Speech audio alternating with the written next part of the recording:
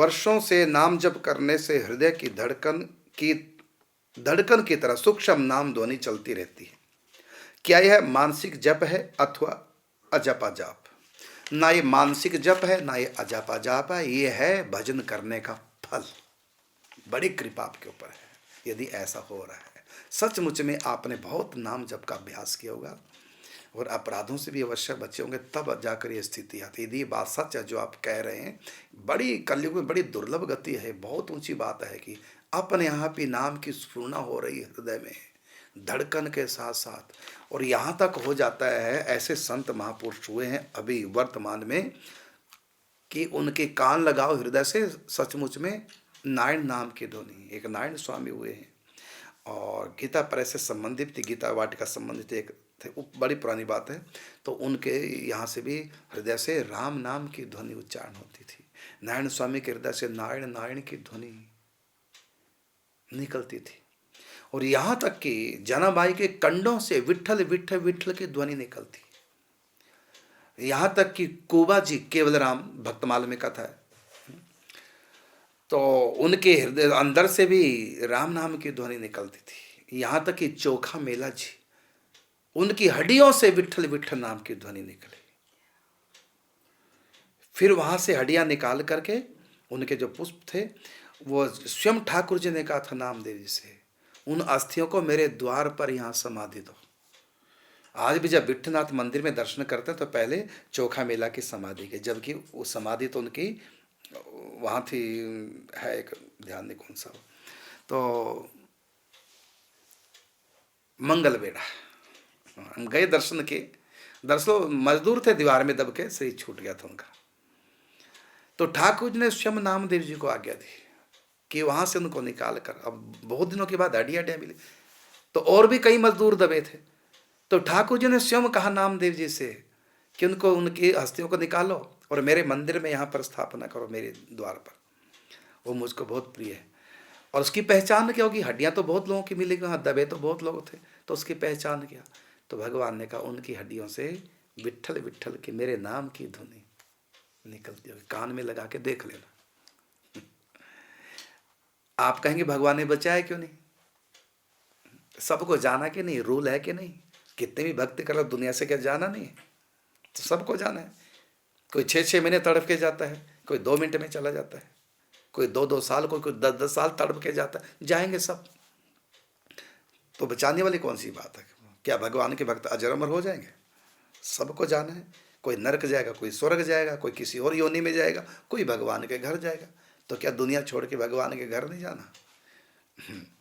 तो लेकिन भगवान ने इस लीला से एक चमत्कार दिखाया कि उनकी हड्डियों से ध्वनि प्रभु के नाम की।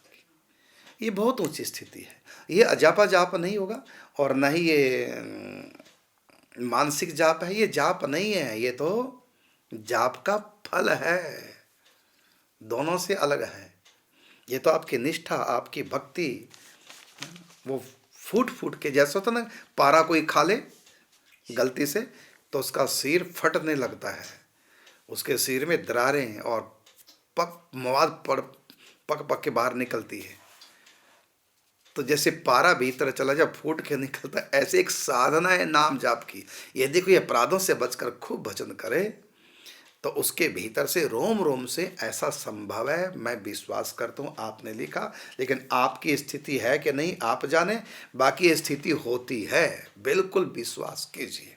उपलाओं से भाई, शरीर के अंदर से नहीं। जना भाई उपले बनाती है। विठल विठल का इतना उसमें माने जाप था उसका कि उसके कंडों के उपले, उसके कंडों से उपलों से मतलब उपले किसने चुरा लिए? पड़ोसन ने। अब वो कहने लगे मेरे कंडे।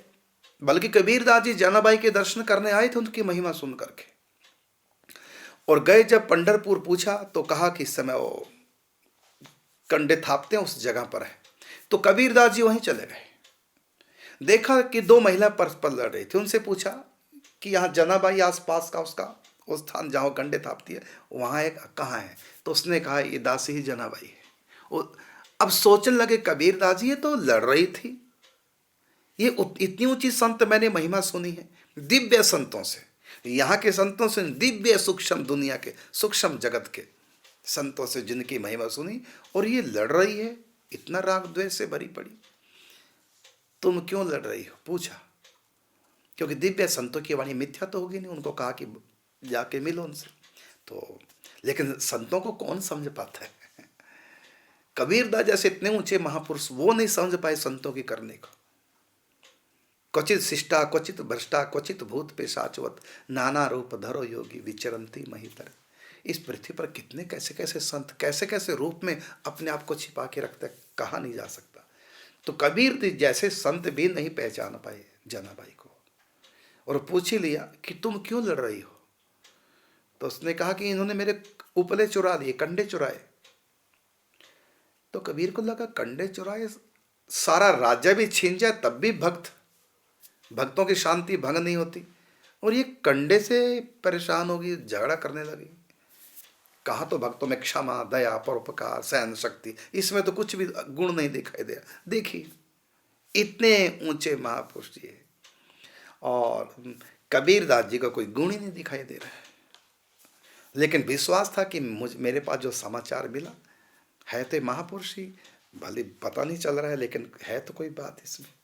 तो पूछ लिया कि कंडे चुराए तो कोई बात नहीं। पहली बात तो है कि तुम सच बोल रहे हो कि झूठ बोल रहे हो, हम कैसे मान लें। कहते आप इसकी ढेरी में से कंडे उठा के कान पे लगा के देखो, विट्ठल विट्ठल की ध्वनि आ रही होगी। कबीरदास हैरान, ऐसा भी होता है? ऐसा भी हो सकता है? ऐसा संभव है क्या? कभी सुना नहीं कि ऐसा भी हो सकता है। लेकिन सुना कि मैंने जो संतों से सुना है सचमुच में है तो चमत्कार वाली बात, चलो देख लेता हूँ। तो कबीरदास जी ने कंडे उठाए और कहा इसमें से तो कोई आवाज नहीं, कोई बात नहीं, मेरा नहीं है, दूसरा देखो। दूसरा देखा, हाँ विट्ठल विट्ठल विट्ठल। ओ गजब हो गया, ऐसा क्या संभव है? कबीरदास जी तो प्रणाम किए, देवी धन्य हो, मुझसे तो अपराध बन गया आपका ये बाहर का स्वभाव, बाहर की लीला देख करके। लेकिन इस लीला का कारण क्या है? आप क्यों, ठीक है समझ में आ गया कि कंडे उसने चुराए, कोई बात नहीं, कंडे चुरा लिए तो क्या हो गया। संतों को क्षमा, सहनशीलता, ये उनमें सहज गुण होते हैं, तो आप क्षमा कर दो, सह लो, कोई बात नहीं, हानि सह लो। त्रिलोकी का राज्य भी भगत के हाथ से छीन जाए तब भी वो अपसेट नहीं होता, मूड ऑफ नहीं होता, शांत, उसकी शांति बनी रहती है। तो इसमें क्या बात है? तो कबीरदास जी दरअसल जानना चाहते थे कि इसका भी कोई ना कोई राज होगा। तो उसने कहा कि देखिए ये कंडे मैं संतों के लिए करती हूं, तो संतों की सेवा की सामग्री इसलिए मैं संभाल के रखती हूं।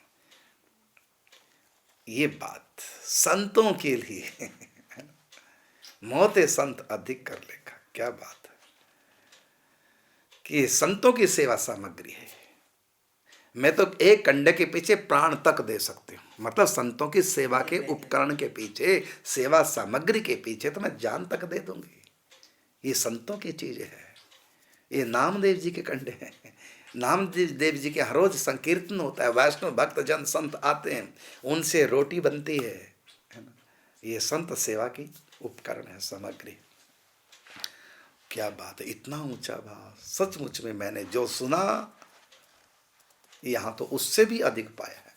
अब देखिए वो तो उसने थोड़ा राज खोल दिया, यदि वो राज न खोले तो कबीरदास जी को उन दिव्य संतों ने ना बताया होता, वो तो वापस लौट जाते अभावग्रस्त होकर के। यही तो था, कितने लोग संतों की ऐसी उठपटांग क्रिया देख करके अभाव कर बैठते हैं, इसलिए सावधान होना चाहिए। तो आपने कहा कि